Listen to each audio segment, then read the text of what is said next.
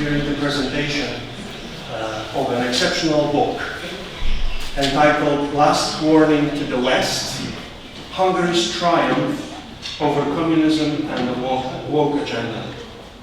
The book is written by an American author, Shea Bradley Farrell, president of the Counterpoint Institute for Policy, Research and Education in Washington, D.C., a foreign policy and national security expert, and the first international fellow of the Hungarian Center for Fundamental Rights. It is exceptional because it draws on the lessons from the past struggle that our Hungarian brothers had with foreign oppression, and in particular against communism, and it attempts to give a warning and advice to the West. It poses the thesis that these lessons are applicable to today's Western societies, and if they are not heeded, then we may follow the same path as Hungary did, but without an assurance of a successful outcome, which they enjoy. We will start with a brief keynote speeches from the member of our board, Mr. Rafał Doroshinsky, which will be followed by Anna Lako from Center for Fundamental Rights, and then by Rafael Oduar from Patriots for Europe Foundation. We also have a joy and privilege to host today the Deputy Speaker of our Parliament, Honorable Krzysztof Bosak, who will be having a short message to us. He's going to have his message in Polish. The introductions will be followed by a chat between Chris and Shea. Chris Farrell is a member of the board of the renowned Judicial Watch Foundation and a host of his own TV show, Chris Farrell on Watch. Finally, we will have a panel discussion on the topic communist tactics against nation states in the European Union, where I will moderate, and the conversation will be held by Paweł Lisicki, Rafael Oduar, Karel Sal, and Rafał Doroshinsky. Now I would like to ask the representative of Ordo Juris, Rafał Doroshinsky, to come to the stage and say a few words of introduction.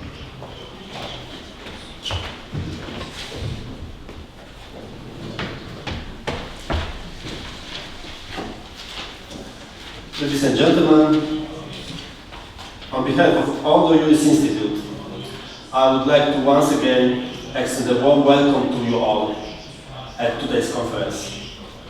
I am delighted to see our just introduced guests and friends from the Czech Republic, France, the United States and Hungary, as well as our friends from Poland. We have gathered here to discuss strategies for countering dangerous leftist ideologies in the European Union. Our focal point today is the presentation of an excellent book by Shea Bradley Farrell, which chronicles Hungary's struggles against woke ideology. Indeed, the woke movement currently poses the most significant threat to Western civilization and to our fundamental, natural, and inalienable rights and freedoms. This leads us to a crucial question. What exactly is woke ideology? We will undoubtedly explore this topic in depth today. For now, allow me to offer a few brief preliminary observations. As we know, the terminology derives from the idea of having been awakened to an awareness of the allegedly systemic nature of racism, sexism, heteronormativity, and other oppressive power dynamics, and the true nature of privilege, domination, and marginalization in society. In a nutshell, it is a worldview that emerged from a fusion of critical theory, which is modified Marxism, postmodernism, and identity politics, which elevates identity groups, especially those built on race, sex, and sexuality, to a near sacred status, treating them at the same time as the new proletariat and a tool for challenging the established principles for social life, as openly discussed by Herbert Marcuse among others. Walkist undermines or aggressively attacks the foundational principles of Western civilization. First of all, it attacks the essential tools for understanding the world: reason, philosophy, logic, and empirical science. It also views, quote, the impartiality of law, objectivity, colorblindness, and meritocracy, unquote, as instruments of dominant groups, calling instead of an emphasis on subjectivity. The underlying belief is that modern science is inherently racist, patriarchal, and colonial, and as such serves as a mechanism of human oppression. Secondly, it attacks the family and all norms regarding sexuality. For example from the United States, Black Lives Matter stated on its website, "We disrupt the Western prescribed nuclear family structure." Queer terrorists openly declare their aim to deconstruct and destabilize categories of gender and sexuality. In this sense, wokeism extends the legacy of the sexual revolution. Thirdly, as pointed out by one of the founders of critical race theory, Professor Richard Delgado, it attacks the very foundation not only of Christianity, but also of the classical liberal order, including the theory of equality, legal reasoning, Enlightenment rationalism, neutral principles of constitutional law, and the concept of the rule of law. Interestingly, woke is often referred to as a secular orthodoxy. However, it seems that it is far from being secular. On the contrary, with its new value system, new virtues and saints, as well as new vicious and sins, it should be recognized as a belief system. And it's a particularly toxic and destructive belief system, whose dogmas are radically opposed to obvious, basic, everyday truths. As a belief system or quasi-religion, it has its own denominations, like queer theory, post-colonial theory, certain types of feminism, and critical race theory. Among those denominations is gender ideology.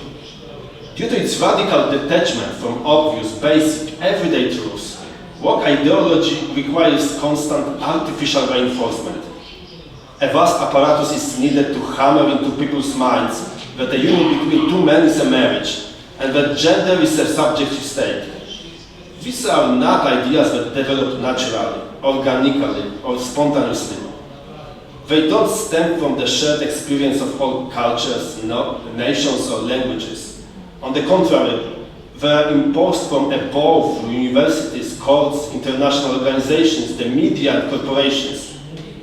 This anti-freedom despotic aspects of woke ideology is connected to the broader problem of systematically limiting various civil rights and freedoms. Freedom of speech, freedom of conscience and religion, economic freedom, even the freedom to use cash or build single-family homes.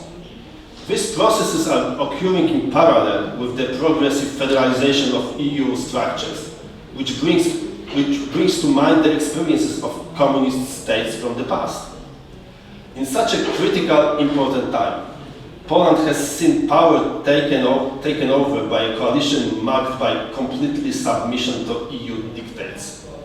Today, we know that this was not without the help of an entire network of influence financed from abroad, including by USAID.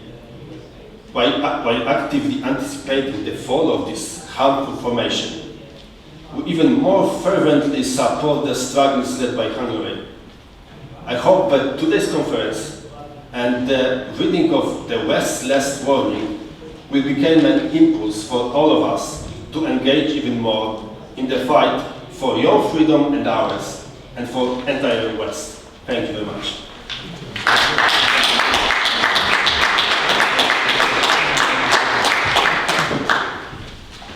Thank you very much for these inspiring words. Now I would like to ask Anna Lau from Center for Fundamental Rights to have a couple of words of introduction to us.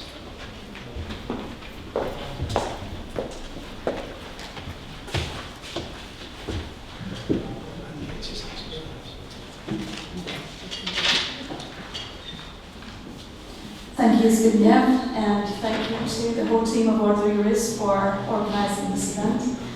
thank you to the Patriots for Europe Foundation also for helping. And thank you to Dr. Bradley Farrell and Mr. Farrell for making this whole thing happen in the first place. And it is an honor to have Deputy Speaker Mr. Bozak here as well. But most importantly, I'm sorry to say that, but ladies and gentlemen, Panie I Panowie, two main reasons why we have gathered here today. For launching a book that is about matters that currently are the main concern of both Hungary and Poland. But the other reason is simply to meet our friends and allies. And this letter is just as important, especially now when there are many who will not spare any effort into driving a wedge into that centuries-old friendship that we have. We Hungarians have to confess that at first we were quite taken aback by the hostile nature of the new Polish government. And many Hungarians were asking the justified question, what friendship are we even talking about? But here in Central Europe, we have learned to look beyond the surface. And we know how to make a difference between voices that speak for a nation and voices that pretend to speak for a nation.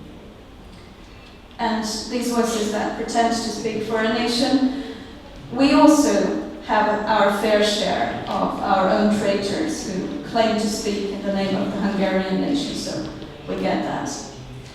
To anticipate the discussions that will take place at this event, the title of the book is very telling, Last Warning to the West. It brings Hungary's example to show the West what it should do to regain its identity. It asserts that we defeated communism and its most disgusting offspring, the woke ideology. Well, we sincerely hope that was true. We sincerely hope it will eventually become true. Indeed, a researcher, a political scientist, works with facts and figures. Facts and figures show that we are winning. The Conservative government has been ruling in Hungary for 15 years now, with some considerable achievements. I don't go into details to bore you.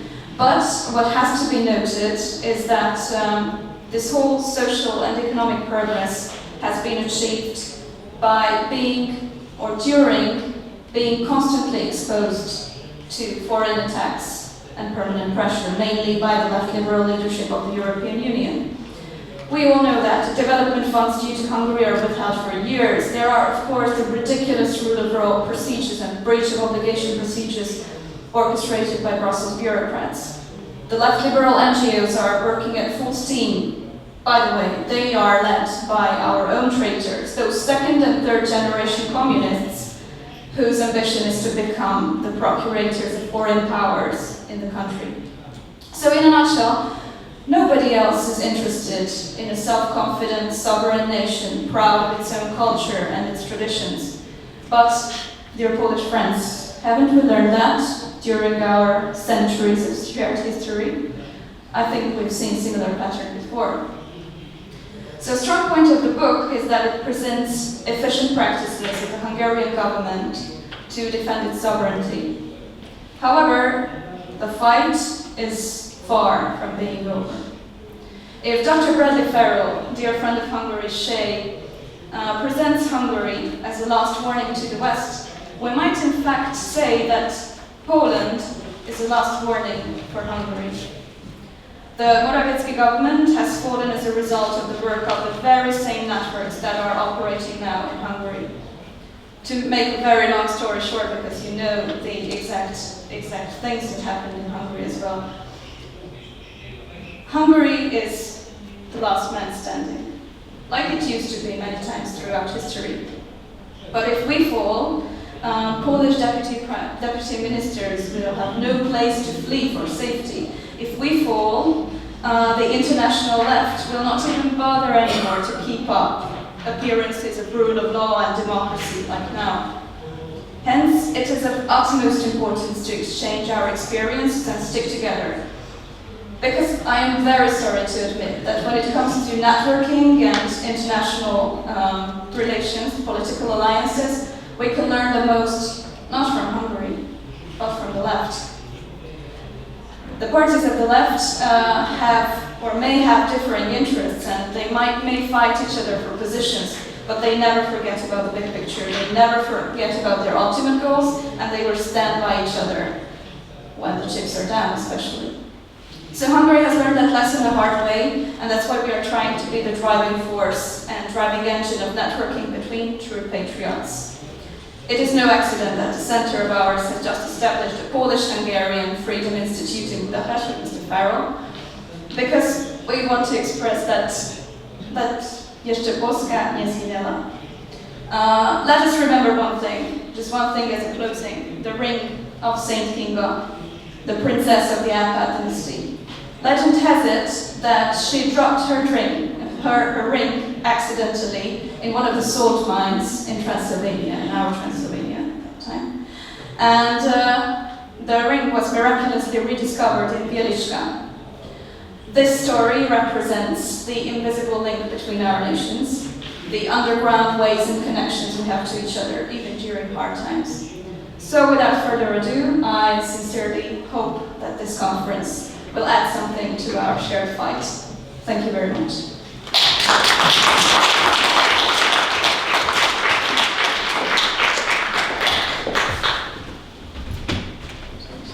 Passionate words from a passionate friend of Poland.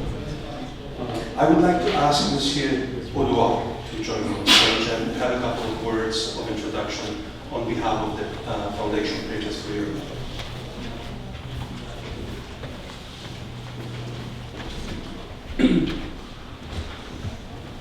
Hello everyone. I'd like to start by thanking you for coming to this conference, organized by the Patriots for Europe Foundation, the Center for Fundamental Rights, and the Order Juris Institute. I would like to thank the Order Juris Institute and the Center for Fundamental Rights for the help in organizing this event. I would like also to thank Dr. Chair Bradley Farrell, President Bossack, and all of our speakers for being here. I am the director of the Patriots for Europe Foundation. The Patriots for Europe group was created just after the last European election. This election showed that the old right-left divide was no more. The opposition is now between the globalists, whether they are right-wing or left-wing, and the patriots in your country, Poland, as well in mine, France, with the conservatives in name only, making alliance with the left and sometimes even the far left in order to maintain the patriots out of power. The Patriots for Europe have been created to bring together patriots from all over Europe, such as the Rassemblement National in France, Fidesz in Hungary, the FPÖ, Vox, Lega, or the National Movement in Poland. The Patriots for Europe Foundation is an intellectual wing of our political family to organize conferences and produce studies to promote patriotic and conservative ideas in Europe. Cooperation between patriots through Europe is key. At a time when the threats to our continent, our cultures, our nations are increasing, this cooperation between patriots is more necessary than ever.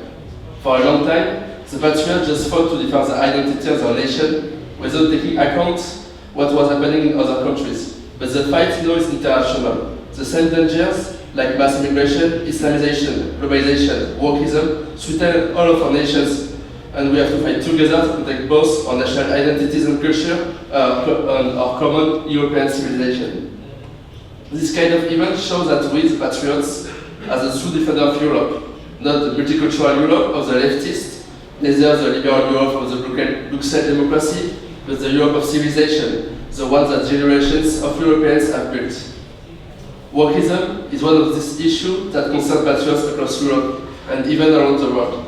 Everywhere, this new left is seeking to destroy identities, families, moral and religious values, and national pride. Everywhere, it seeks to make patriots and conservatives feel guilty and impose increasing grotesque fads.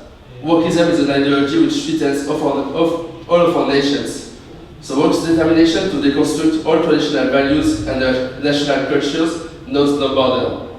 This ideology of death, coming from the USA, is subverting the nations of Western Europe and threatens to spread to Central and Eastern Europe too. It is important for patriots who have already come into contact with this terrible ideology to warn those who are not affected by the danger that awaits them.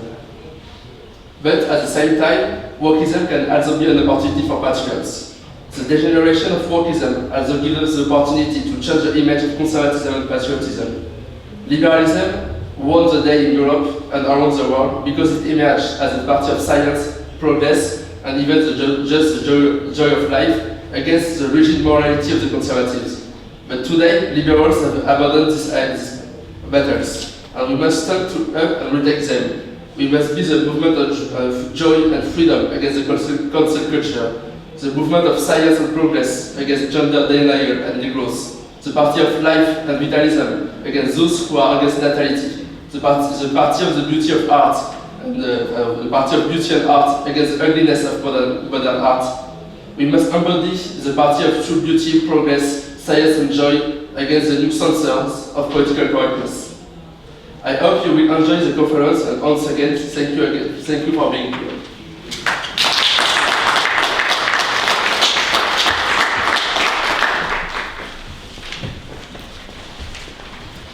For the next speech, I would like to ask English speakers to use their headphones. The Deputy Speaker of the Polish Sejm, Honorable Krzysztof Bosak, will speak to us. He's chosen to speak Polish.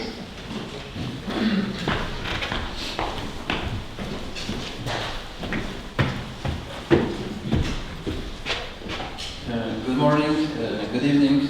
Thank you for the invitation, and dear guests, I will speak in Polish. We will use the opportunity to speak Polish because we have translation. Szanowni Państwo, przede wszystkim chciałbym serdecznie pogratulować i podziękować za organizację tego wydarzenia.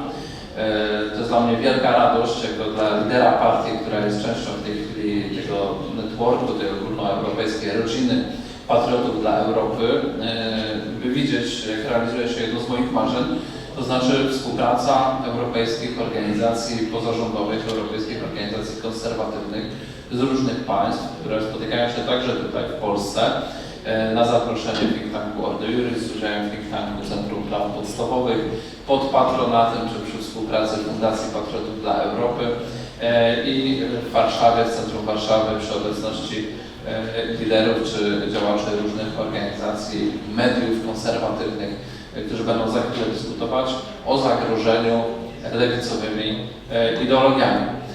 Cieszę się z tej współpracy. Uważam, że bardzo jej potrzebujemy. Uważam, że Polacy potrzebują Węgrów, a Węgrzy potrzebują Polaków i wszyscy wzajemnie potrzebujemy siebie w tej rodzinie, w tej sieci organizacji konserwatywnych, narodowych, suwerenistycznych, która w tej chwili ukształtowała się w Parlamencie Europejskim i wychodzi poza Parlament Europejski w ramach takich wydarzeń jak to i w ramach wielu innych, które już się odbywają i które będą się odbywać w różnych europejskich stolicach w ramach naszej współpracy. Cieszę się też i jestem ciekaw dyskusji, która za chwilę nastąpi wokół kolejnej interesującej książki opisującej właśnie fenomen węgierski, fenomen, który jest bardzo uważnie śledzony przez Polaków. Myślę, że i Węgry, i Polska są dla siebie istotnymi, wzajemnymi punktami odniesienia, jeżeli chodzi o swoje doświadczenia polityczne. Obserwujemy swoje losy w Polsce, jesteśmy właśnie w trakcie świętowania 1000 lat Królestwa Polskiego i myślę, że możemy powiedzieć, że obserwujemy wzajemnie swoje losy od 1000 lat i wyciągamy wzajemnie wnioski z tego, jak kształtowały się nasze ośrodki państwowości. Mamy podobne doświadczenia historyczne i walki o swoją niepodległość i suwerenność, czy to w ramach Imperium Austro-Węgierskiego, czy w ramach właśnie tego więzienia narodów, jakim był system sowieckiej dominacji, czy w tej chwili w ramach ograniczenia suwerenności w ramach Unii Europejskiej, gdzie to ograniczenie suwerenności, coś co ja nazywam presją ideologiczną, jest cały czas nasilane, rozszerzane, często bez reformy traktatowej, poszerzane są kolejne pola kompetencji, one są nam zabierane, bez żadnej dyskusji. W tej chwili już będziemy mieli 20 roczników, ponad 20 nowych roczników, które uzyskały prawa obywatelskie i podobnie jak w państwach zachodnich w pewnym momencie ten argument wszedł do dyskusji, tak i tutaj. Ponad 20 nowych roczników obywateli, którzy nie mieli okazji głosować w żadnym referendum nad tym, co się w tej chwili dzieje, a ostatnie referendum, w którym głosowaliśmy nad przystąpieniem Polski do Unii Europejskiej, tam nie było żadnych kwestii klimatycznych poddanych pod dyskusję, żadnych kwestii energetycznych. Byliśmy wszyscy w Polsce zapewnieni, że polityka energetyczna będzie w kompetencjach naszego państwa, że będziemy mieli sprawy światopoglądowe, sprawy moralne w kompetencjach naszego państwa, że to będą sprawy, które w ogóle nie są na poziomie europejskim centralizowane. To były obietnice, w tej chwili jest zupełnie inna rzeczywistość, w którą zostaliśmy wprzęgnięci. I tutaj w Polsce niepodległość państwa polskiego traktujemy bardzo poważnie i nie oddamy tych spraw bez walki. Powiem więcej, nie oddamy ich w ogóle. Stan, który mamy w tej chwili,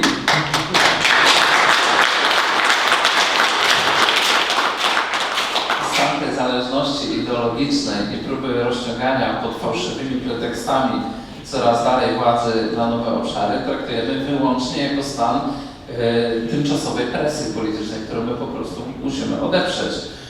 Przecież wprost w traktatach mieliśmy zapewnione wyłączenie kwestii polityki bezpieczeństwa czy migracyjnej do naszych narodowych kompetencji. W tej chwili próba rozciągnięcia na nas kwestii traktatu migracyjnego, to się wszystko odbywa na jakichś nadużyciach, na jakichś absolutnych nadużyciach, na które my się głęboko nie zgadzamy.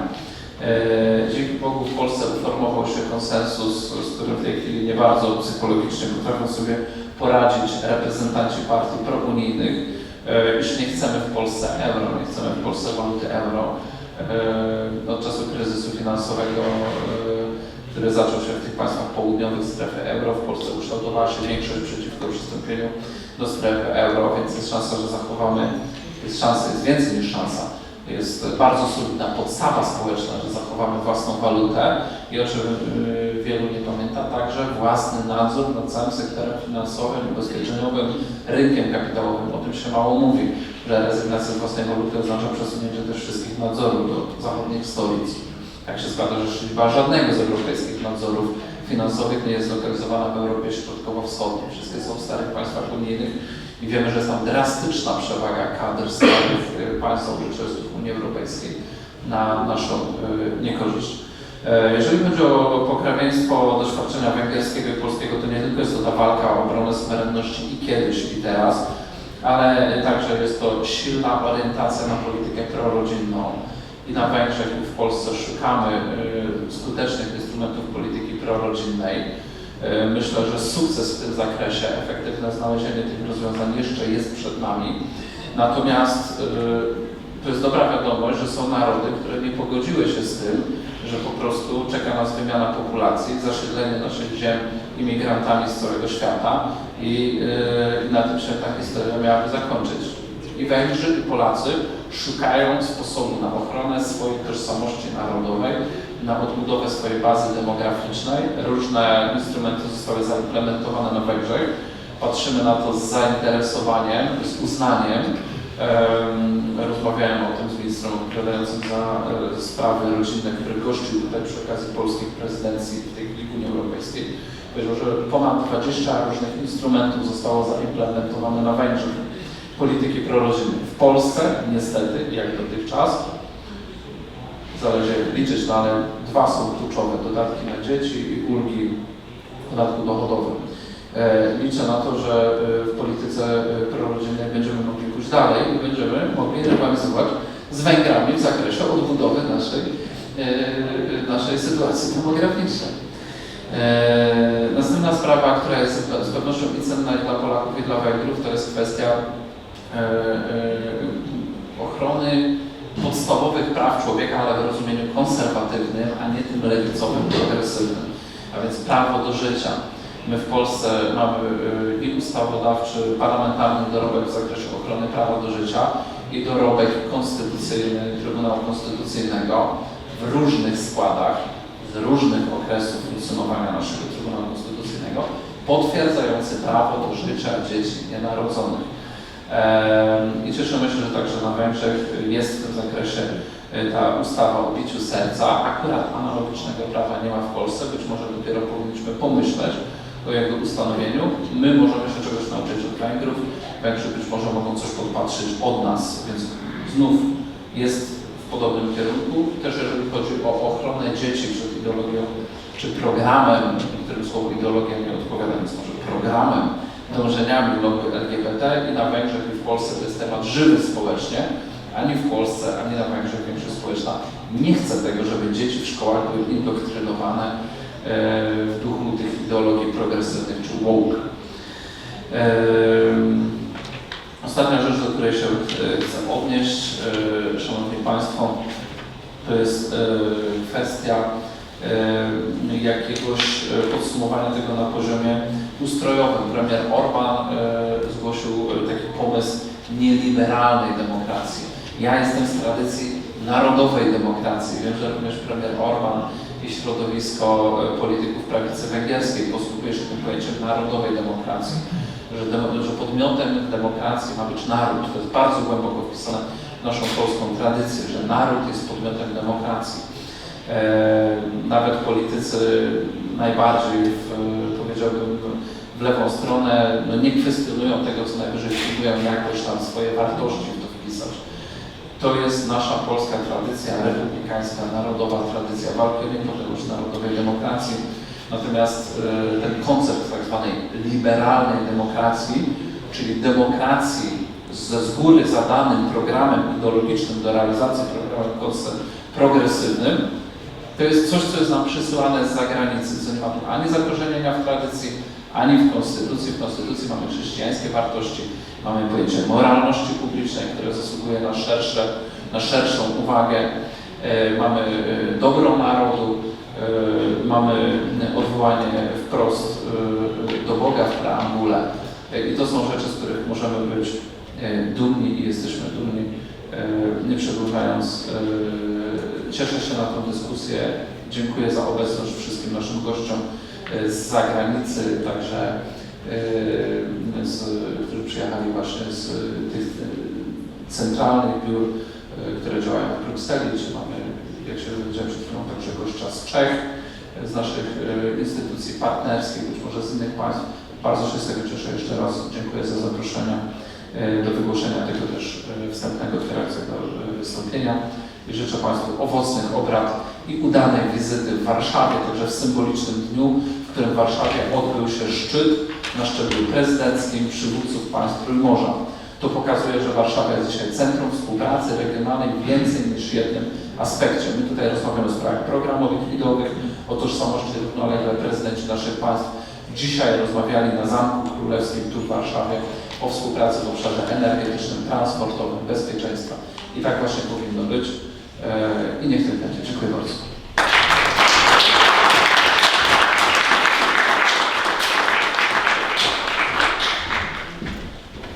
Thank you very much, Mr. Speaker. These are very comforting words from a leader of the battle, from the battlefronts. Now I would like to invite Dr. Bradley Farrell and Chris Farrell to the stage to have sure.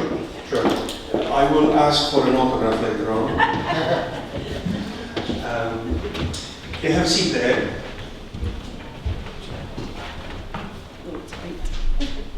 It is a little tight, apologies. So we would like you to introduce to us now the book. Tell us what were the inspirations. Why did you decide to write about a Central European country, which is probably not the most favorite topic of discussions in America. And tell us, how did you find lessons for the West in there? And give us some words of encouragement why we should buy this book and read it. Thank you very much. Thank you. Would you like me to start? This is not only my colleague, but this is my husband as well. I'm uniquely qualified not just to interview her, but also to provoke her.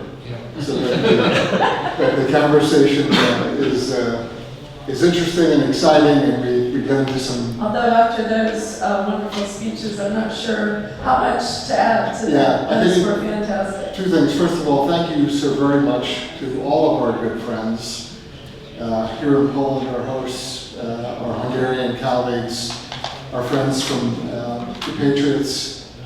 What an extraordinarily warm welcome, and what a very kind and welcoming environment you've given us. We appreciate it greatly.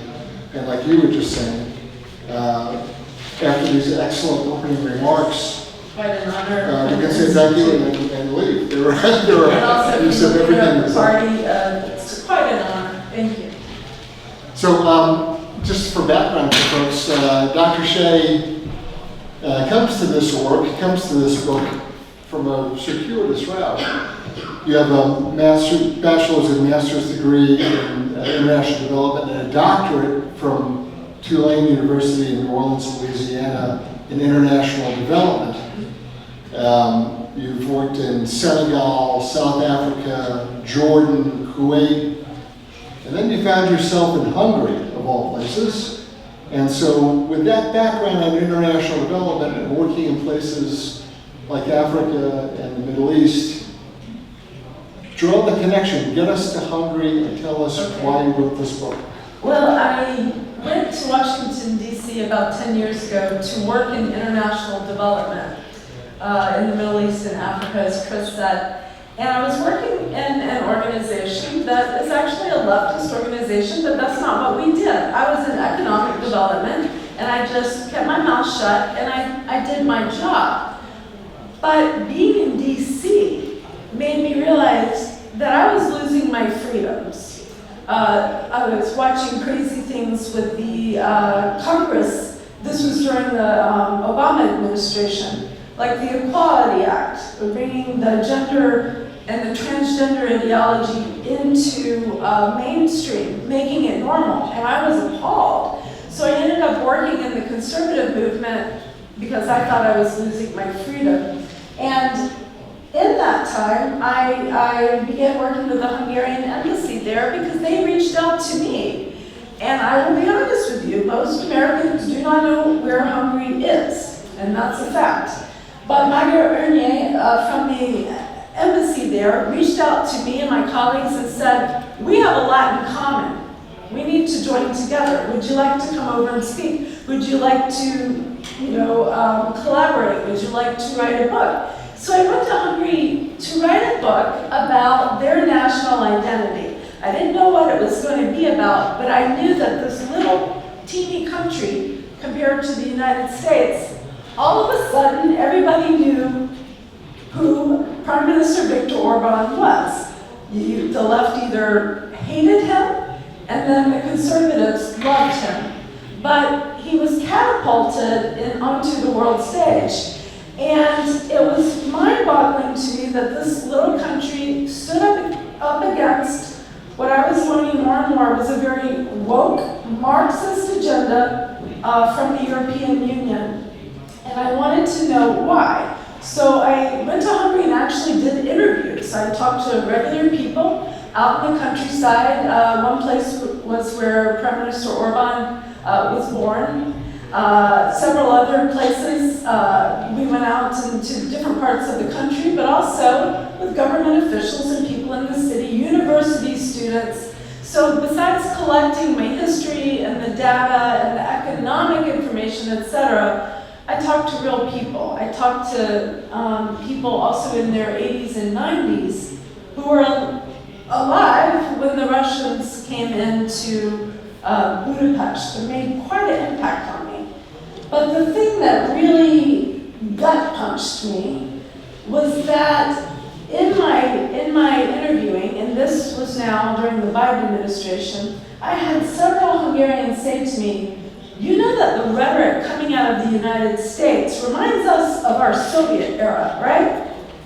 So I wasn't totally surprised because I was starting to put this together, but it hurt me. And one of the men from Prime Minister Orban's village, this big guy, a truck driver, we would call burly, very manly. He asked me in Hungarian, there was a translator, he said, do you see hope for America? And we were during the Biden administration, and we were very discouraged. We didn't lose hope, but we were discouraged. And this gentleman was crying, this big guy, and so I cried too, because it's my country. And he said, we used to look to America as a beacon of hope. We were under Soviet oppression for what we could be, what we could attain. And I told him, yes, I see hope because there's still enough Americans who believe in independence and sovereignty and freedom. And we certainly saw them rise up, and we have had a landslide victory with Donald Trump. But the reason the book became the last warning to the West is I realized that Americans, we don't remember what it's like not to be free. Many of your population here does. Many still living in Hungary, they remember what their freedom, they remember what it's like to not be free. And one of those older gentlemen that I interviewed, he had been a child in the countryside that fled to Budapest because they didn't believe that the Russians would make it to Budapest. And he and his family were hiding underground in Buda, where actually we stay, very close to there when we go. And he was telling me, and the other gentleman told me also about, the Russians used rape as a method of war. And it was a very terrifying thing, but I asked him at the end of the interview, what do you remember when the Soviets left? And he said, I remember the absence of fear. And so that's why this book became a warning to my people in America and in the West to say, you may not remember what it's like not to be free, but there are people who do, and you have to listen to them. And that's where I started to explain why communism, Marxism, is directly related to progressivism. So written in really the darkest days of the Biden administration, with an eye towards not just a warning, but also the hope of what could be. I think that the lessons from Hungary, but frankly, in the same breath, you can reflect on the shared experiences and the special relationship between Hungary and Poland. There's so many parallels, there's such a depth to that history, that much of what you wrote about concerning Hungary, for an American audience, would be almost just as applicable from the Polish experience. Yeah. So in your book, you cite what I think is a very important document, because really this is an effort, at least my interpretation, my understanding, this book is written for an American audience. It's an effort to educate them and to inform their intellect about the spirit of the Hungarians. And in order to do that, you went to an older U.S. government document. It's a 1959 Department of Defense manual or publication discussing communist and Soviet psychological warfare. And that sort of illuminated or opened the door to how to think about not just the communist experience, but the woke environment now. Can you talk a little bit about that? Yeah, because I'm a scientific researcher, so if I talk about something, I have to back up why. And ironically, in 1959, our Department of Defense wrote the 11 points of communist psychological warfare. It was meant to train our people, Americans working against the communists, the Soviet Union. I put them in the book because every single point applies to the European Union, but also to America under the Biden administration. We came this close, and we're still, I believe this is our very close to our very last shot. Yes. To losing our freedoms. I don't know how much you know what went on over there, but let me give you this example. One of the 11 points of communist psychological warfare is that you take over the media. So that's part of the Sovietization during the Russians coming into the countries that became satellite countries. You use that media as your propaganda arm. Now everybody knows about this one, but maybe what you didn't know is that in America, the Biden administration sent officials from our different departments to Facebook, to X, to these other social media platforms, as well as to other media TV outlets, and told them, you must suppress people who are talking about election interference, people who are talking about COVID. That's not our truth, not our narrative. You must, this is where, disinformation and misinformation came out, and they were actually taken to court for this, because this is against our First Amendment of free speech. But that was a very chilling moment to me in my history as an American. Do you want me to pause there or share a couple? Yeah, I was just going to run through a couple of the points, and then you can kind of. Okay. I mean, I think they'll be so painfully obvious of what we have, not just what Americans have suffered, but what everyone has suffered, and some really stick out. They really are profoundly painful to us. So, a leadership cadre of fanatics that are driving a political agenda. Propagandists who talked about the media being captured, sowing hatred, and relying on and developing a very docile, very compliant population. So when they direct that there's lockdowns and forced vaccinations, what does the population do? And that was one of the 11 points as well, using a crisis to take control. We saw that all around the world during COVID with mandatory lockdowns, mandatory vaccinations. Thousands and thousands of people in the United States lost their jobs because for one reason of conscience or other, they didn't want to take the vaccine. But also, on the opposite side, one of those points of warfare was to suppress your political opponents to the point that they have no will to fight anymore. They are filled with fear, with neurosis, with debilitating anxiety. Yeah. Our former President Trump was indicted 4 times on baseless accusations, and we see that here in the EU. We've been watching it with Romanowski, with Marine Le Pen, and there's quite a few, George Askew, in my opinion, there's quite a few examples of that. So it's... I wanted to that point, Vice President Vance at the Munich Security Conference just a couple of months ago pointed out that the greater threats to our European and NATO allies aren't necessarily coming from Russia or China or some other military threat.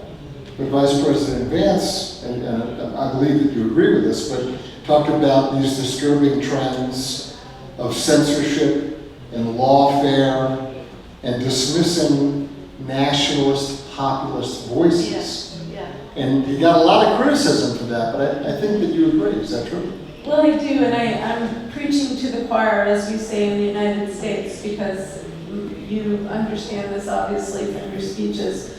But I wanted to explain to Americans that nationalism is not a dirty word. Yes, the Nazis, yes, the Soviets used nationalism in the way that they wanted in order to take control. But nationalism itself is the basis of a democracy, because we come together as one unit, we decide what kind of law we're going to use, we decide what kind of economic system we're going to have, and you have to have that national identity and understanding to have democracy, and here's why. And actually, Sir Roger Scruton pointed this out to me in some of his writings. If we don't come together and decide what our society is as a people, then those who think they're the leaders end up doing that. So they are the one making the decisions and not the people. And America was never based on that. It is we the people, but our people have forgotten that and become very soft. And that's why it was so important to me to share Hungary's history. There's a little bit of Poland's history in here as well, because I know even with the EU, with the sanctions, you have been through so much. And, but I'm not an expert on that, so I humbly would like to learn from you. I think that's an interesting point, sort of philosophically in political philosophy in the United States. And like you mentioned, a lot of people have forgotten this, but we hold that the people are sovereign and our government officials are merely trusted servants. They do not rule. And that certainly is not the message from Brussels. Brussels bureaucrats view that they rule, that they hold the sovereignty, and that the public, you're merely subjects who, if you're fortunate enough, they will grant you certain rights and privileges. And that's the polar opposite, the complete flip side of how America views itself. But, like you said, Americans get a little, fat, dumb, and happy. And we forget that the first three words of our Constitution is we the people, not us the government. And can I give them a little bit of hope though? Sure. Because I forgot who was talking about U.S. Agency for International Development, or USAID. I'm very sorry, I apologize. But the Trump administration has already reduced that agency to only 18% of what it was.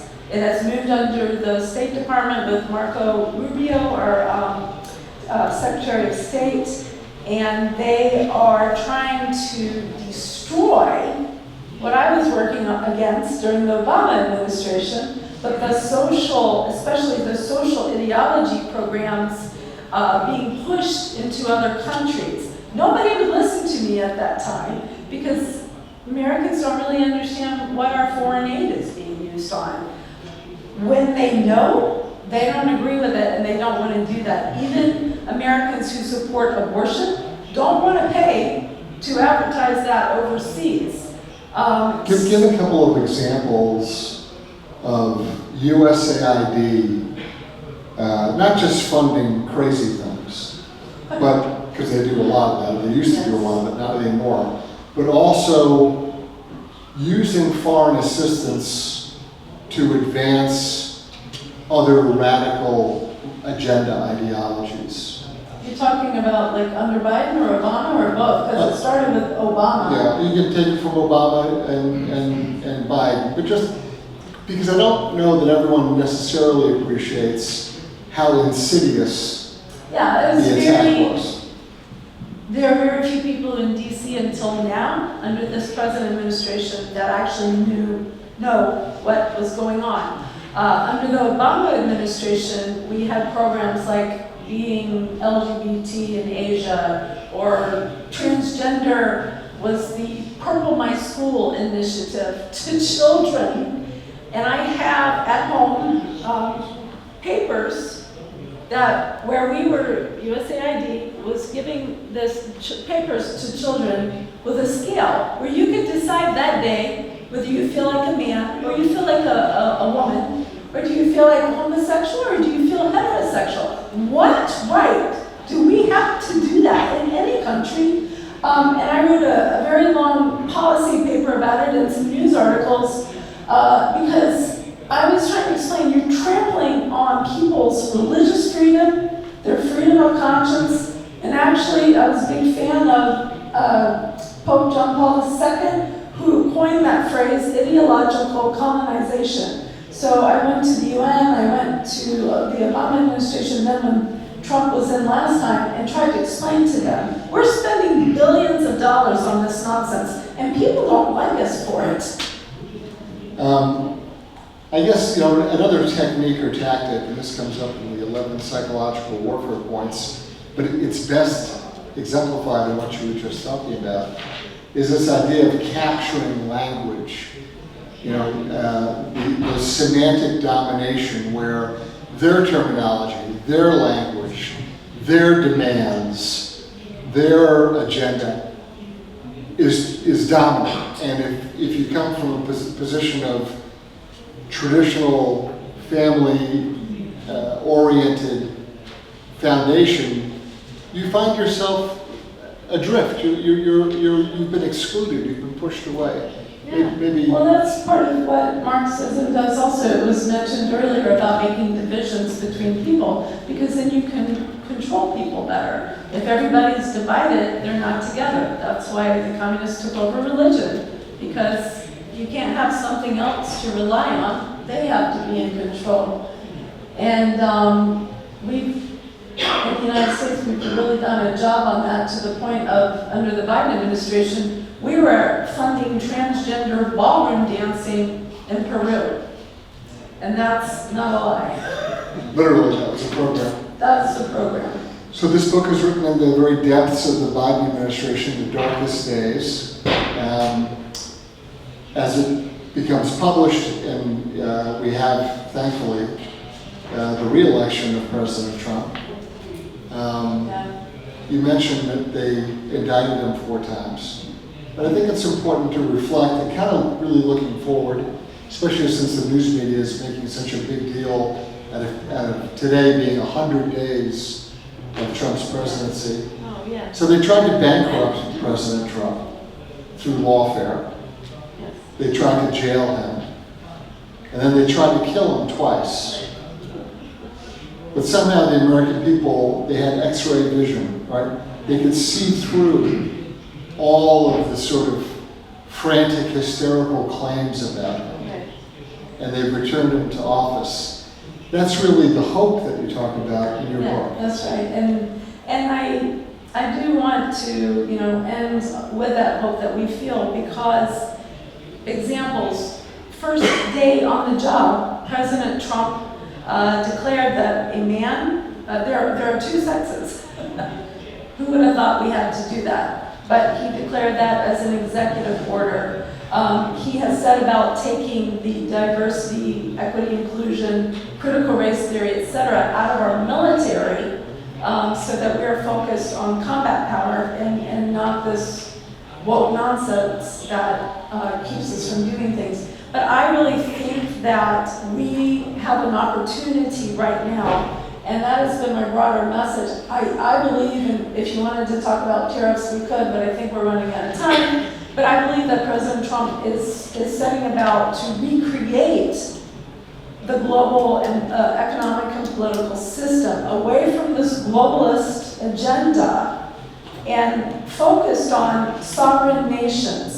If you look at his speeches, even during the first administration, he is encouraging nations to be sovereign and to love their own culture, to love their history. So I believe that this is a chance right now. Someone also mentioned about the collaboration between the conservatives. I came because they reached out to me. I didn't know I was needed or wanted. And now I have friends in Conservative Party in 15 minutes, that much. Oh, okay, I can slow down. I thought she was giving me the hook. But I have friends in the Conservative Party and the institutes in Austria and Hungary and Italy and Poland. In Argentina. In Argentina. Chris and I went down there in October and met with the vice president to talk about these things. So what I have learned, going back to Trump, is the leftists pushed Americans too far. And they said, oh, this looks bad, we better go vote.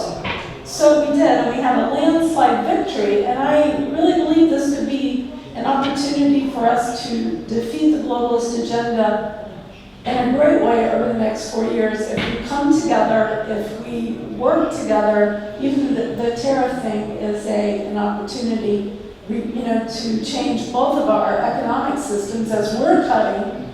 The European Union, in my opinion, needs to cut a lot of regulation, encourage innovation, and I'll pause there because I'm going on and on. So we've been in Europe for the last 2 weeks, going around making various presentations. I wanted to touch on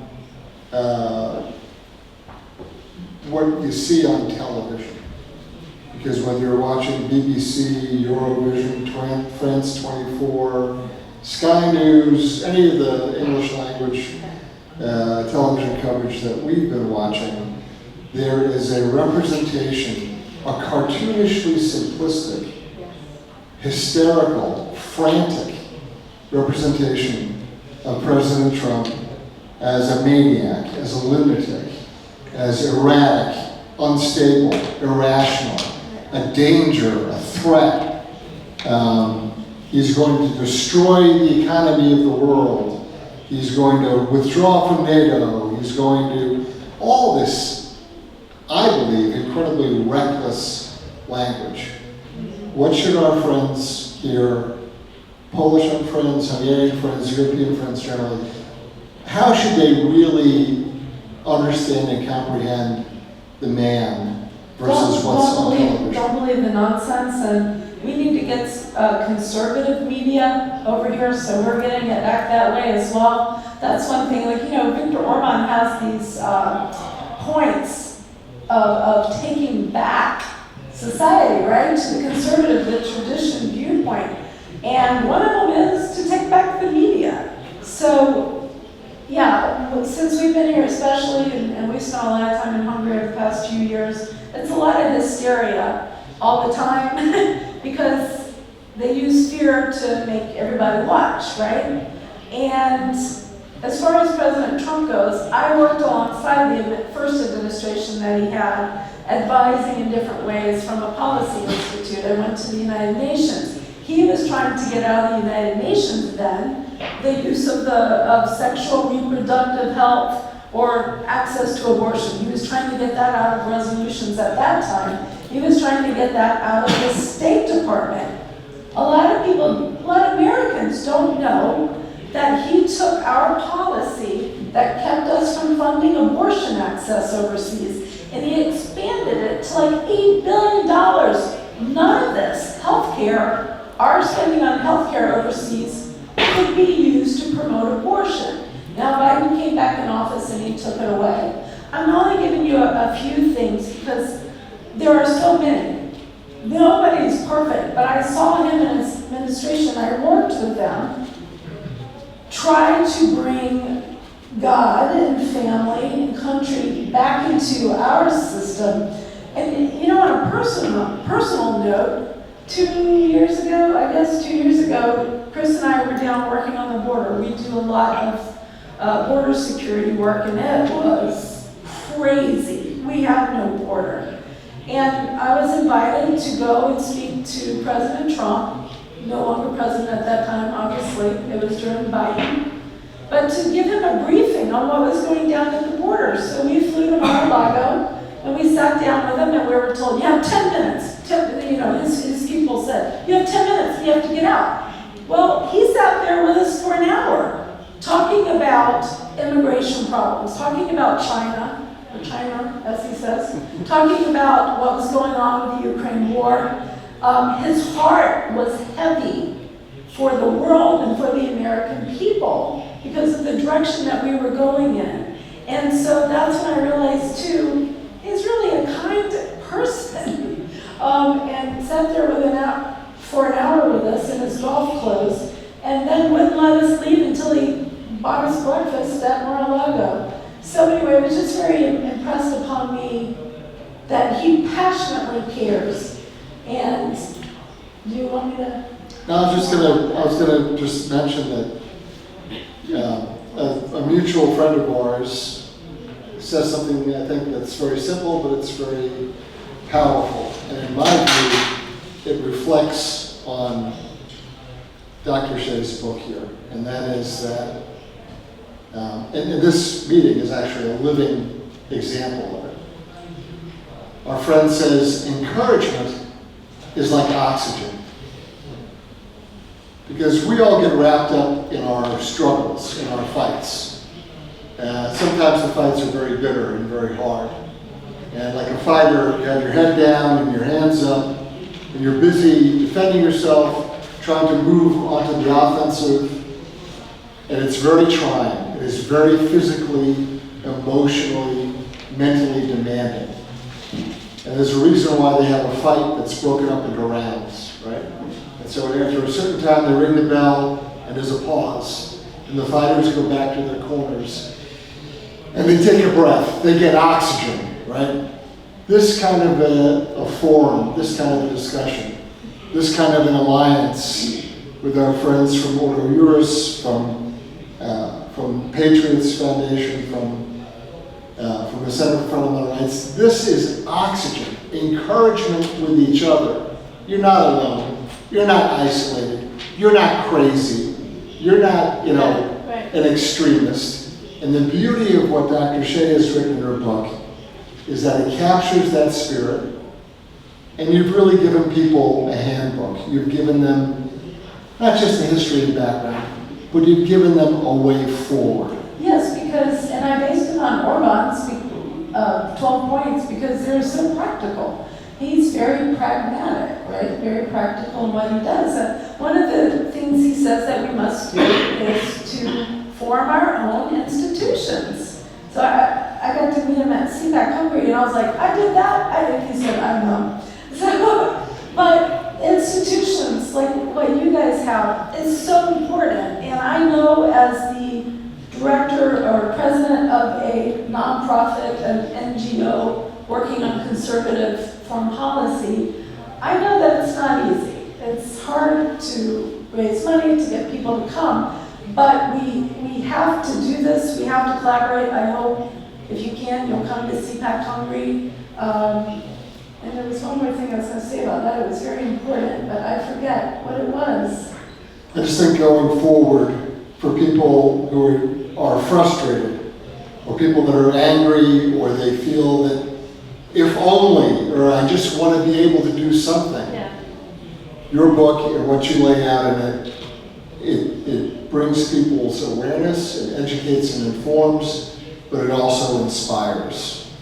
And Thank you, I appreciate that. like Mr. Orban said, we have a way forward, we have a path, and it's the encouragement people are looking And for. there's several points, like the institutions. Well, maybe you're not a build an institution person, but there are other things like you're talking about, collaborating together, letting your government know that you have a voice and you like what they're doing, you don't like what they're doing. Because the people are what's most important, as we were talking about.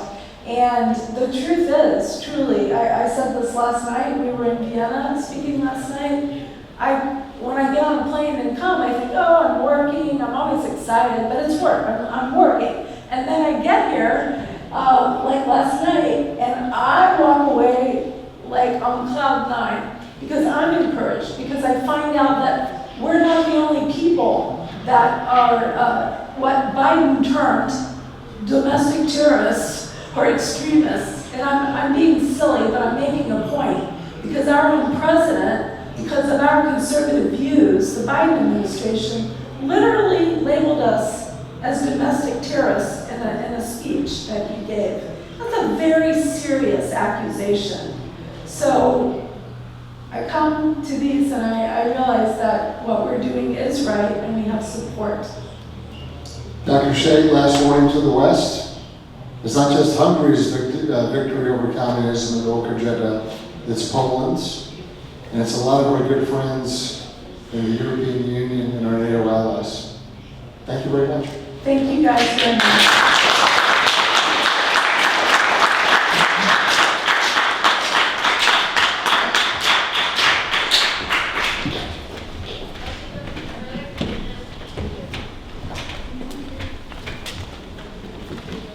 Thank you very much. I think it's a great encouragement to read the book. It's not a difficult read. It's full of kind words to the Hungarian struggle and to Hungary, and it doesn't miss Poland as well. So I encourage everybody to read this book. Now let's move on to the next part of the program, and that is a panel discussion. I would like this to happen in 2 tours. First, each of the participants will have 5 minutes to talk about what they perceive from their own perspective as the main threats, the main communist threats to the European nation states. And then in the second round, they will have a chance to either address what the other participants said or give a diagnosis of what needs to be done, what is being done to protect ourselves, because this fight is not over. Our enemies are not asleep, and we need to be vigilant to continue the fight. So let me invite to the stage, first of all, Mr. Paweł Lisicki, the editor-in-chief of one of the most important conservative weekly newspapers in Poland, Do Rzeczy, a journalist, a writer, a translator, a Catholic apologist, and a great expert in all things considering the fight between the good and the evil. And then let me invite to the stage Raphael Audouard, the Director of Patriots for Europe Foundation, specialist in comparative politics, straight from Paris, I guess. It's almost to the end. Let's welcome Dr. Karel Sal, a friend from the Czech Republic, Institute for Politics and Society.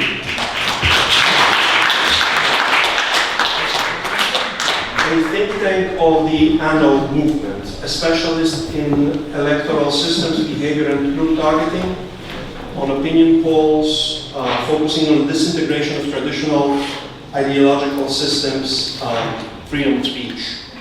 And last but not least, let's welcome Mr. Rafał Doroszyński, member of the board of Ordo Iuris Foundation.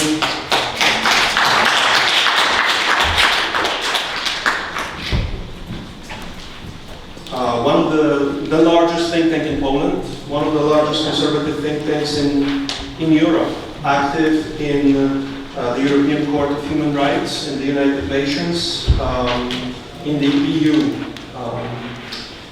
So maybe let me take a seat next to you.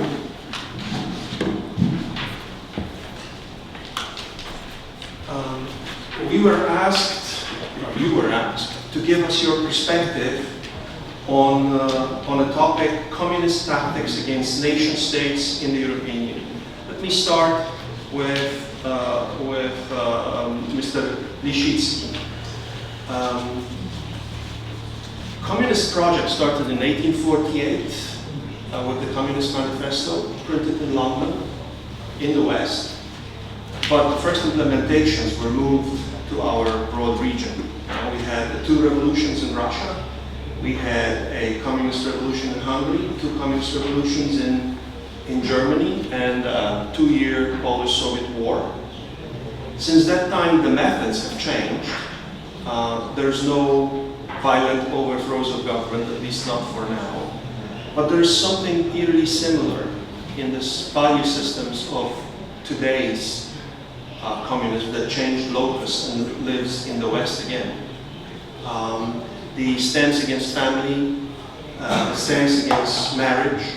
Could you tell us your perspective on where the main threats to nation states come from, and perhaps give us a little bit of color of what is it based on historically? Why is it so similar to those ideas from the past? Thank you very much for the invitation. I will just try to answer the question. But first of all, let me say a few words concerning the book. Because I have such a habit that I usually read books which I'm talking about. And I must say that it's really an excellent book. And even more, after reading this book of Ms. Farrell, I had a feeling of jealousy that there is no such a book written in Polish. Actually, it's a very interesting thing, because we are talking so much about special relationships between Hungary and Poland. The only one book written on Mr. Orban, so far as I remember, it was written in 2012 by Polish journalist Mr. Igor Jankę. The title was The Attacker, the Napastnik in Polish, the Attacker. And actually Mr. Jankę completely changed his mind during this time, and he's just one of the most distinguished critics of Mr. Orban and his politics. So it is a big lack of this kind of analysis which you've done, and I hope maybe it will be possible to translate it into Polish, because it is not, I don't agree that it is just for the American audience. It could be also for the Polish audience, especially the last part of the book, in which you try to explain the phenomenon of Orban and of his policy. So, congratulations once more. Thank you so much. And so, the question concerning the communism and the position of ideology and so on. I will start with with a short anecdote, I would say. It was in 2021, I had to publish the collection of my essays from last 30 years. The title of the book was Counter-Revolution, so the title speaks for itself. And just in time, when I working on this introduction, there was the interview with the American ambassador in Poland, that was Georgette Mosbacher. She went to the Polish Polsat television and she said, "You, Poland, you are on the wrong side of history. Because in questions concerning LGBT movement and in questions concerning gender agenda, you are just on the wrong side of history. You must adjust, you must accommodate, and so on." But the worst thing, the most shocking thing, is that Ms. Mosbacher was nominated by Donald Trump. She was unfortunately, she was not the nominee of the Biden administration, Democrat, Obama, and so on. Unfortunately, she was the nominee of Donald Trump. She went to the Polish public television. Actually, she went to all the possible televisions that time with exactly the same revolutionary message. You have to adjust. You have to accommodate. You are on the wrong side of history. You must change. And just exactly at the same time, I read the very interesting book, might be you know it, that is the book of Rod Dreher, Live Not by Lies, in which he exactly had this impression, this experience which you try to describe in your book, that it is something very unusual, very strange in the American, American atmosphere. So coming back to the subject of the discussion, the shortest possible way connecting the Communist Manifesto from 1848 and the present radical leftists, I would say that is the rejection of any kind of reality, rejection of anything what is natural, and anything what is eternal. In Communist Manifesto, one of the most interesting captions is written like that. That is the words of Engels and Marx. We are against any kind of eternal truth, any kind of eternal values, against anything what is unchangeable and what is stable. And I would say that it is the source, the main idea of the present revolution, which we observe in different positions, to be against anything what is natural, anything what is real, and just to reject a norm. There is no norm, there is no reality, there is no truth, and instead of truth, we have only to do with construction. So we are able to construct anything. We are able to construct gender, sex, history, identity, nation, whatever. And that is the main thing connecting the old communist ideology from the 19th century and the present one, which you can observe in different ways, either in the European Union or in some part of American radical liberals. Okay, thank you very much. This is a very profound diagnosis of where the entire hostility against our families and against our nations come from. I'd like to turn to Mr. Audouin now and ask him about the perspective that you, living in France, have regarding the methods that are being used against our nations. Are they different? Are they differentiated by nation? Are they the same? We have throughout Europe situations like Mikhail Georgescu and Marine Le Pen, which seem eerily similar. We have the prosecution of Donald Trump in the United States before he became president. Again, we have the prosecution of Bolsonaro in Brazil, and we have the prosecution of Salvini. Are these uniform methods used throughout the world? So I would like to ask you, from the French perspective, what are the top threats, and whether you see them as common to other nations, or is there any special approach in France? I think that of course there is some details, there is some differences between the situation in the different nation states, but in the end of the day, the tactics are basically the same. You have cited the situation in France with Marine Le Pen and the situation in Romania, and we are basically the same. Like in these two countries, the judicial system where they saw that they can't win against a patriot, they say okay, you can't be candidate. Like in Romania, they stopped the second round to be held, and after that they stopped the patriot candidates to be candidate. And in France, a few weeks ago, the justice just banned Marine Le Pen to be candidate for the next presidential election. So in these two cases, we see that there is this capacity of adaptation. And I see that really at the end of the day, of course, we can have discussion about what is in the roots of the war ideology, what the link with Marxism, what is in details, what they want to do against family, against LGBT issue. But I think what their real strength is our capacity to change the perception of reality and to make the people think things very different the way things are. Like for example in France, more than 2/3 of the population is against mass immigration. People are actually in favor of most of what Rasmus is saying in the same lots of countries, but the media, the justice, Hollywood, the cultural world, they have this capacity of what we call diabolization. They say, okay, maybe what these people are saying about family, about nation, about immigration is right, but in fact they are not just patriots, they are not just conservative, they are fascists, they are Nazis, they are racist, and that's really what it's powerful with.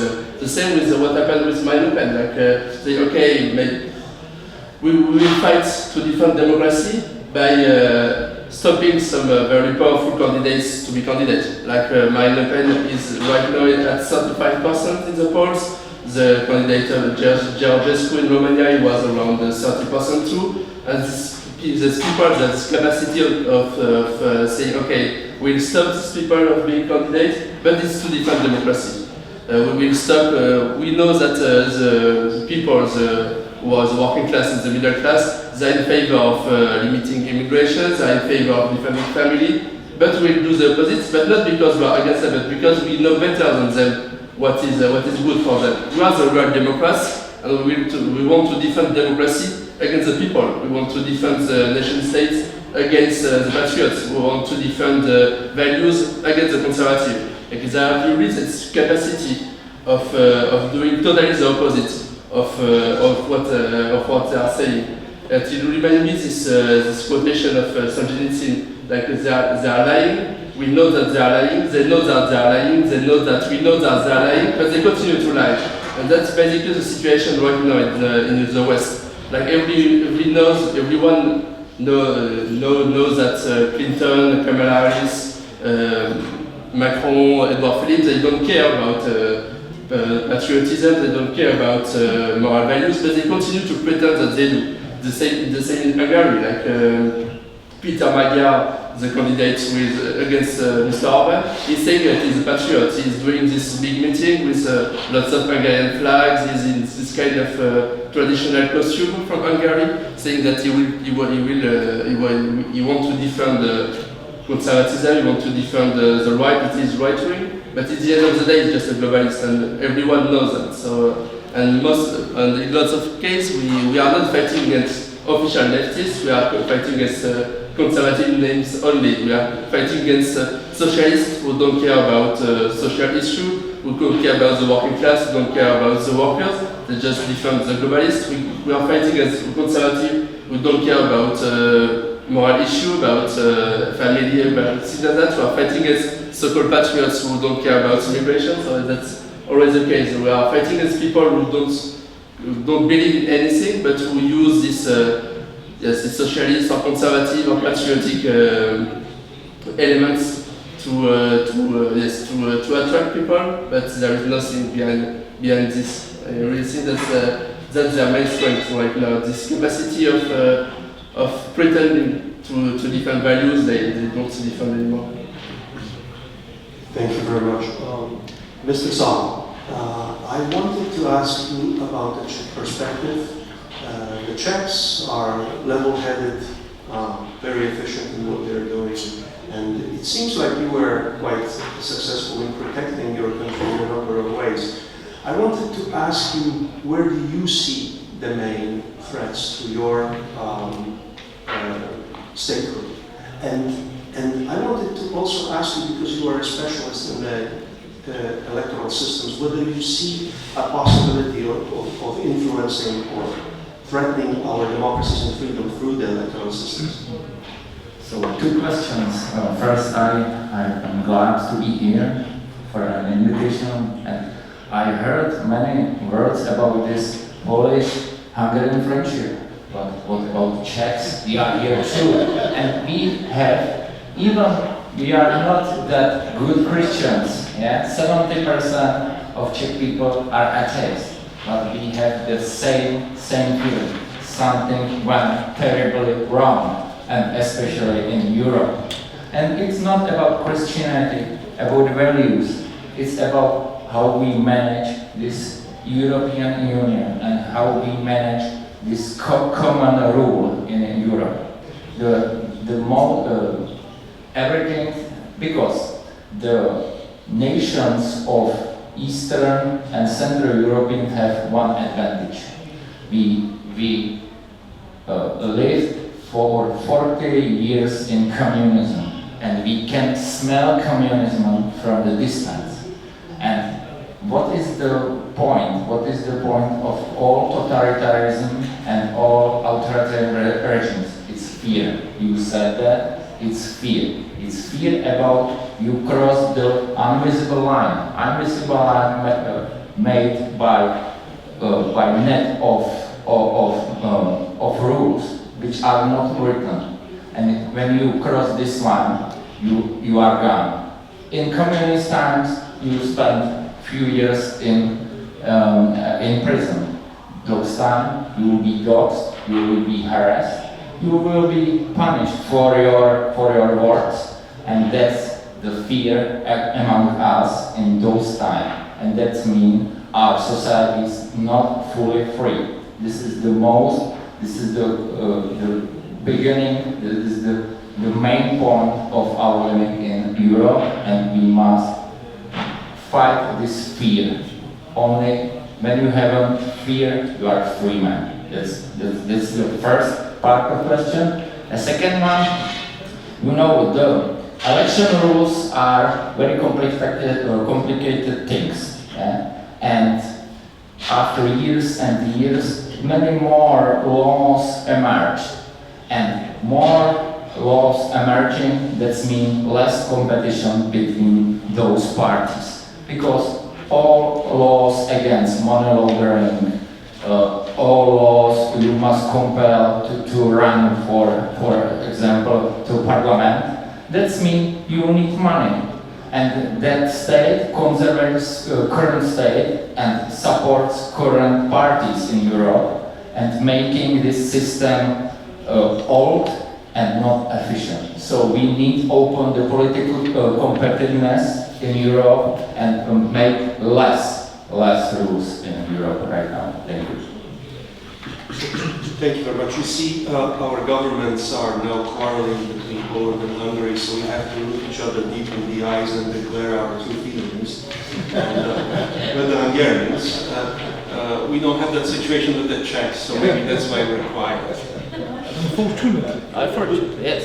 Let me ask Mr. Doroshinsky now. You are one of the leaders of a legal think tank that is working for the legal order in Poland and throughout the world. And I wanted to ask you about the threats that are coming to the national sovereignty through the legal system.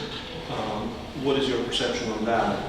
And we are sort of engaged as a think tank in a project to defend our sovereignty right now. But you're also an author of a book regarding hate speech, which is this club, this tool that is going to take the rest of our liberty if it is promulgated. Could you share your perspective on the threats from that? Yes, thank you. Just before I start, just let me remind about the Visegrad group. So we have kind of ally between Hungary, Poland, Czech Republic and Slovakia Republic. So that's the symbol of friendship also. Regarding the words of Rektor Lisicki, just one thing. You mentioned about that Marx and Marxism rejecting reality, eternal truth. It reminds me about the words that Karl Marx has written, that his aim is the ruthless critic of all that exists. The ruthless critic of all that exists. And just compare it to what you can find in the Bible, that after the God created the world, the God has said, and everything what God created was good. Everything was good. And Karl Marx is saying, my aim is the ruthless critic of all that exists. So that's powerful. Quotation from Karl Marx, and comparing him to what you find in the Bible is to me very powerful also. But regarding the question and the threat to national sovereignty and the threat to basically freedom of speech. I would say that the freedom of speech is the first victim of every dictatorship. The first regulation Adolf Hitler announced after gaining the power was related to freedom of speech. And every dictatorship is aiming to limit the freedom of speech, because without freedom of speech you cannot have free discussion. That's obvious. You cannot have a free society. So that's why the freedom of speech is so important for every bureaucratic structure like European Union, every structure that doesn't love freedom. And it's easy to show how European Union is focused on limiting the freedom of speech, and there's a number of tools that European Union uses to limit that freedom. And one of them, or one of the most important of them, is the regulation concerning so-called hate speech. Hate speech which has no legally binding definition. Nobody in fact knows what hate speech is. But European Union constantly and systematically tries to fight the hate speech, perceiving that activity as a tool for limiting freedom of speech, and on different levels it is being done. Like, for instance, on the level of education, you can find the publications of European Union, of European Commission, but it instructs the teachers, public officials, police, and so on, how to detect hate speech. And in that publications you can, for instance, find the pictures and the pictures showing two women with a child, and there is a question: what do you think about that picture?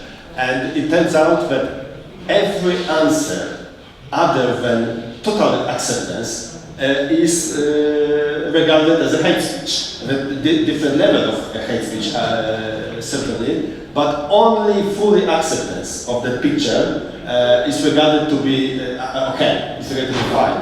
Or there is a picture of, there's an example of City Hall in Madrid, which shows the rainbow flag. And the question is, what do you think about that? And also, every opinion that is not fully in agreement with that kind of behavior is regarded as a hate speech. So the level of education is the basic level on which European Union, according also number of NGOs and so on organizations, are working to create the tools that aim to limit the freedom of speech. But social media is the another field on which European Union is very active.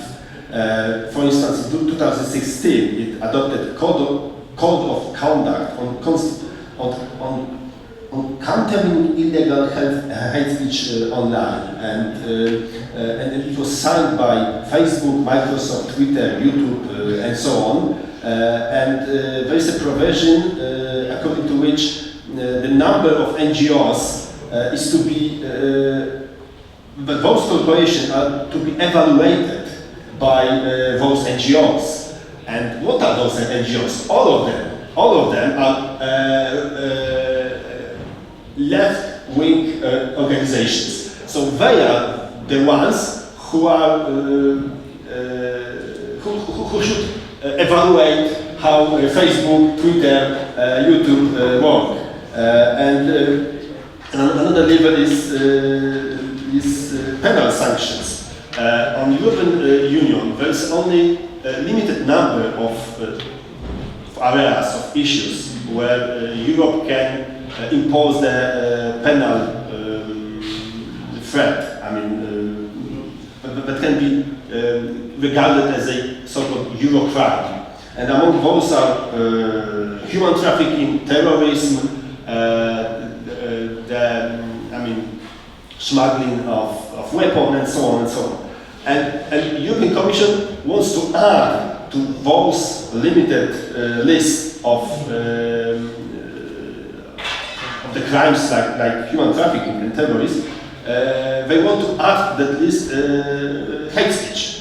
So that also shows how they are focused, obsessed on that concept. And finally, disinformation. Disinformation is another tool of infringing the freedom of speech, and that's a very strange and interesting system that was created around the concept of disinformation. So you have a European Commission, you have IT corporations, and you have the fact-checking organizations. What's interesting, fact-checking in 2014, there was only 44 fact-checking organizations in the world. And in 2021, there was also 400 fact-checking organizations in the world. So what's behind that statistic?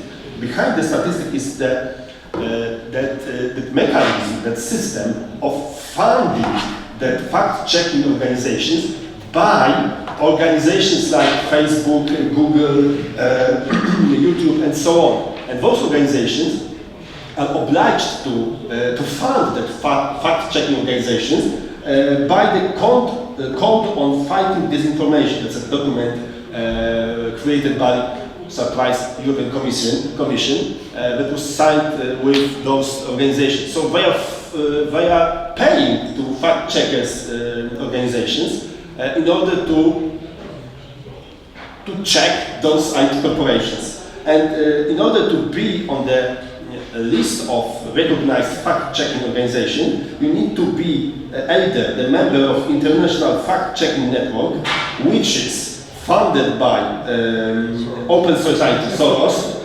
Gates, Google, and so on. So the organizations that are support of Democratic Party in the United States. So that's one of the possibilities. You are enlisted and on that list. And the second one is that you are part of European Digital Media Observatory, which is created by European Commission. And that's how you are listed on the list of fact-checking organizations. So that's a fake system that is designed to subvert the freedom of speech and to limit the free debate in European Union and European countries, and we observe it every single day. Okay, thank you very much. Thank you very much. This is a crushing diagnosis. Can you come back to Mr. Lishinsky and ask him if you could pass the microphone, please, and ask for. So we're together, as Mr. Bosak said. So it's one first step. What could we do? What should we do? And what is being done in order to oppose these threats? Okay, what should we do, or what can we do? It might be, I'm not going to say anything really original, but I'm going to use some parts, some excerpts of your book, of the 12 points of Mr. Viktor Orban, because I think actually that is the actual research. That is the best way how we should follow to have this kind of success. Of course, maybe I wouldn't quote all the 12 points, but some of them are really well worth of consideration. Let's say the first point, which is might be the most important one, play by your own rules. That is a very important thing. It means that we cannot win if we continue to accept the solutions and paths offered by others that we know are wrong. That is also something what Mr. Bosak said. Actually, we have to follow our own rules and try to impose them and not to take them from outside and to try to accommodate ourselves. Second, what is also a very important thing, but it's rather more general, implement conservatism in domestic politics. That is rather general rule, which is might be not so. We have to talk about it longer, but this one is surely very important and what is strictly connected with the previous speech of Mr. Doroshinsky. We must have the media. That is a very important point concerning all conservative policy. As Orban said, that is a quotation, as Orban said in his CPAC 2025 speech, left-wing opinions only appear to be in the majority when the media helps to amplify them. The root of the problem is that the modern Western media aligns itself with the views of the left. That is exactly true. And that is exactly the problem. We have to change the structure of the media structure in each particular country. And that is the big success of Mr. Orban, which he was able to carry out. And unfortunately, it is exactly this what was neglected by the Polish right during the last 8 years. And the present situation is, as one can see, of course, one big conservative television, Republika, which is quite a strong one, but it is stronger in terms of reach, but not in economical terms. And actually, of course, there are some conservative media like My Weekly, like some others, but it is completely incomparable to the enormous position and strength of the left liberal media in Poland. So it was a complete neglect, in my opinion. Unfortunately, we didn't use this advice of Mr. Orban in Poland. There might be just two other rules which are quite important. And it's also interesting from the point of view of strategy. Expose your opponent's intentions. Reveal the underlying intentions of the progressive movement confidently and eagerly. Expose it and don't vacillate. That is very important. Not to resign, not to give up, just to expose, just to show what is the real aim, what is the real purpose of their agenda, so as to be able to object, to reject these wrong ideas.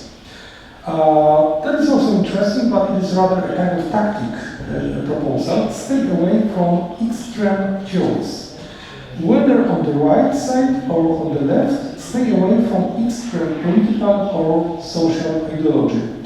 That means, in my opinion, that the conservative counter-revolution should be also a kind of moderate counter-revolution. So it must be a prudent one, and not in these terms extreme or radical. And finally, the final point, as I said, there are 12, so I just was able to mention only some of them.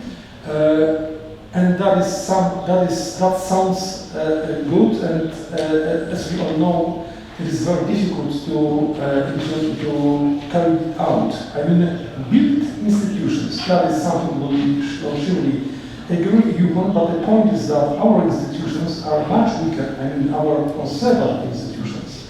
And the network of the conservative institutions is much weaker than this network, and then these institutions which the left was able to create.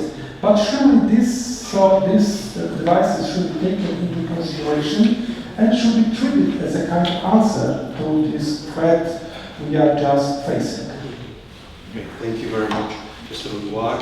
Would you like to address the same question, please? What is being done, what could be done, what should be done better?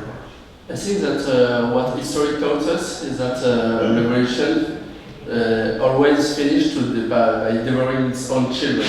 Like, look at the Bolshevik Revolution. Someone like Trotsky, he was the founder of the Red Army, the leader, he was the one who crushed the White Armies and even some part of the revolutionaries too, like in Kronstadt or in some part of Russia. And at the end of the day, he has been killed by an assassin sent by Stalin. And the same with lots of Bolsheviks, like even Beria, who was the leader of the secret police, he finished by being killed by its own men and other part of the Bolshevik party.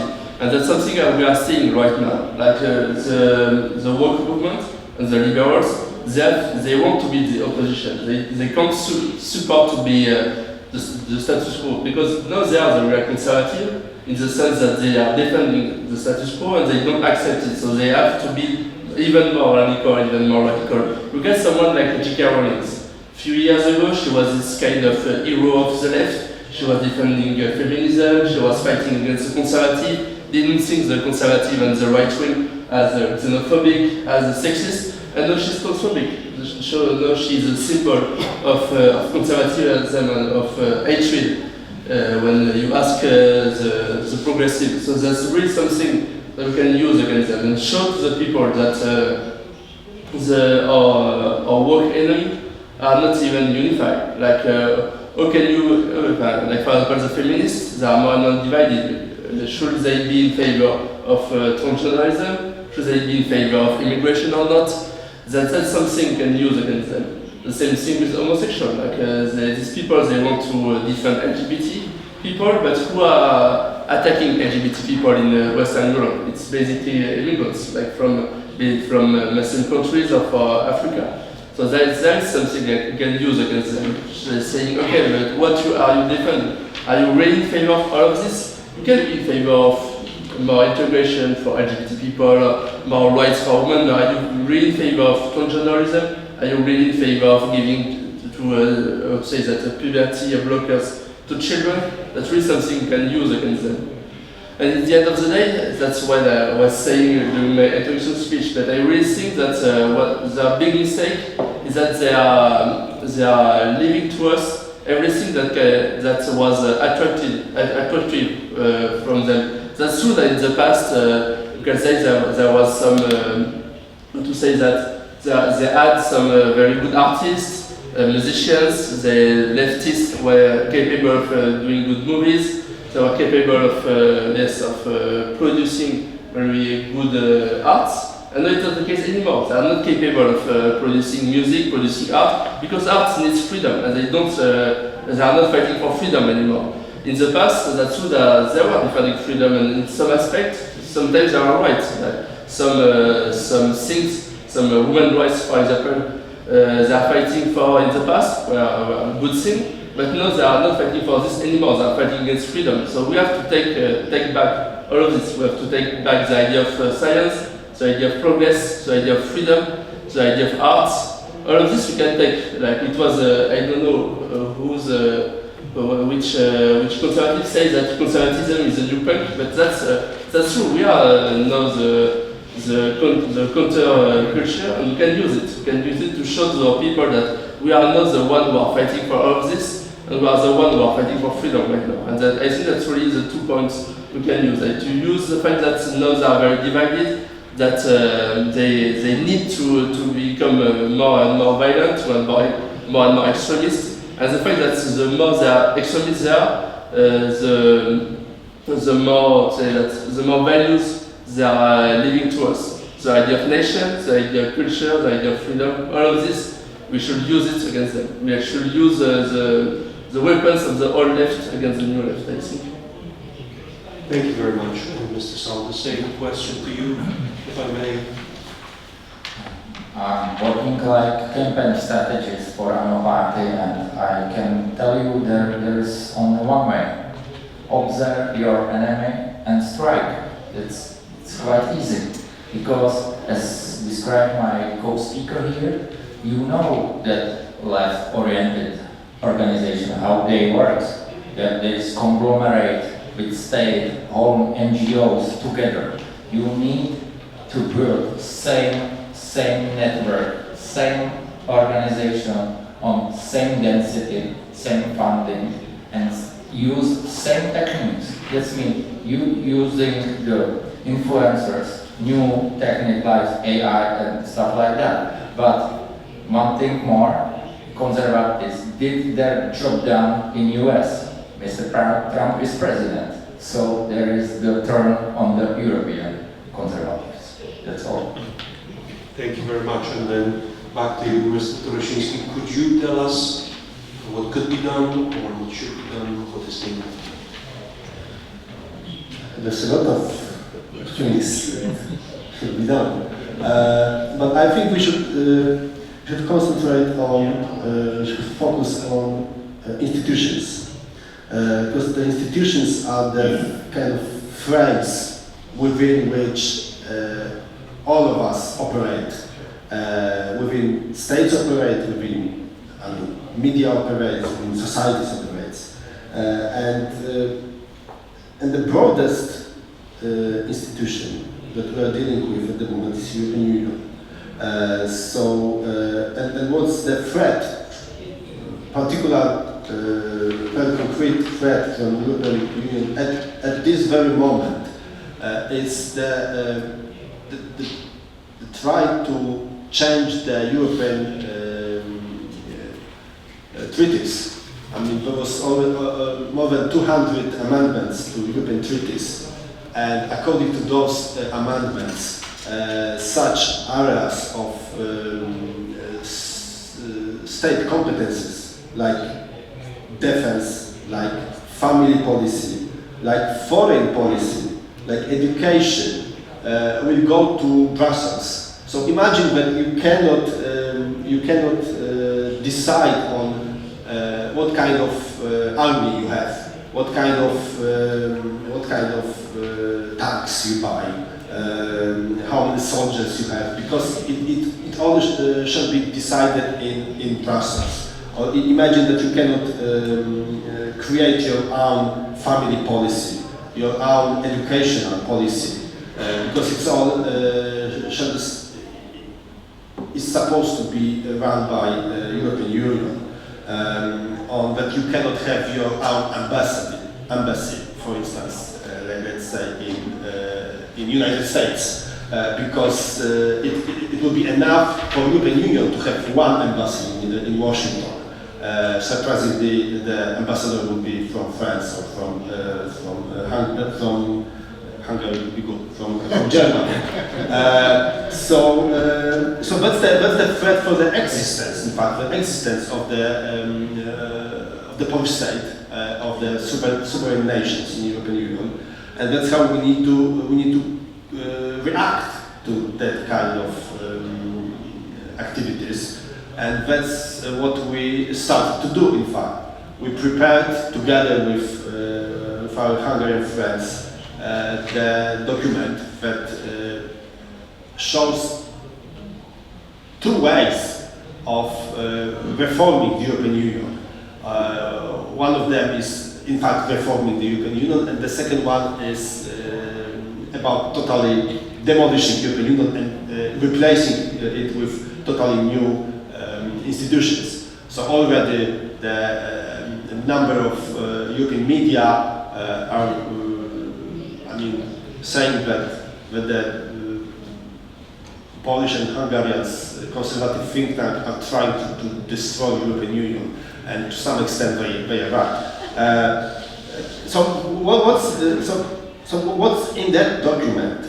So we think that we should change we should propose that the countries should operate within the European Union on different levels of cooperation. So instead of having one level of strict cooperation, one level of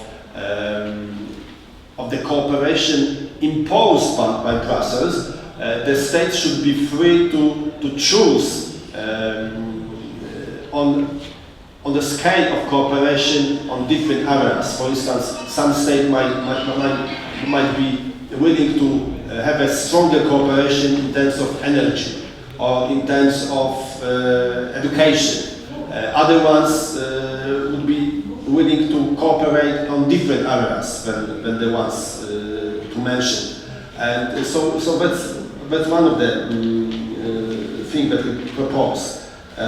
We propose to make European Council the most important body within European Union, not European Commission. European Council is comprised of the heads of the states. So the heads of the states itself, should be the ones who should decide, not the bunch of bureaucrats in Brussels. European Commission should be kind of secretary of the member states of European Union. And we also propose to extend the areas of issues where there is a need for unanimity within European Union. So all of that changes are supposed to make national states stronger than they are at the moment, and that's our plan for European Union. We have a report that contains those scenarios. We present it in different capital cities in Europe, and there was the last thing, that the idea of creating that kind of scenarios was that we need to have some positive proposal. We cannot just oppose what our enemies propose. We cannot just say no, no, and no. We need to have something on the table, something around which we can cooperate and around which we can create coalitions. And we need a positive vision of how Europe should cooperate and how Europe should looks like, and that's our aim. Well, thank you very much for your participation. This is a lot of interesting ideas in a very short time. I'd like to thank all the members of the panel for their reflections. I'd like to thank Shay and for writing the book, and Chris for helping promote this book. And I'd like to thank the Center for Fundamental Rights and the Patriots for Freedom Foundation to promote this. And I think that this is a good place to gather together and talk about future, talk about positive plans, because otherwise we are on the defensive. We see that the United States have made a big change, and they're taking their country over. We are rooting for the United States that you win in that fight. It's not easy, but we hope that we are going to be next. And with the win of the United States, we hope that there's going to be less intervention of USAID, of Facebook, of Twitter, and other organizations that stifle free speech. Thank you very much for all your contribution. Thank you very much for your participation.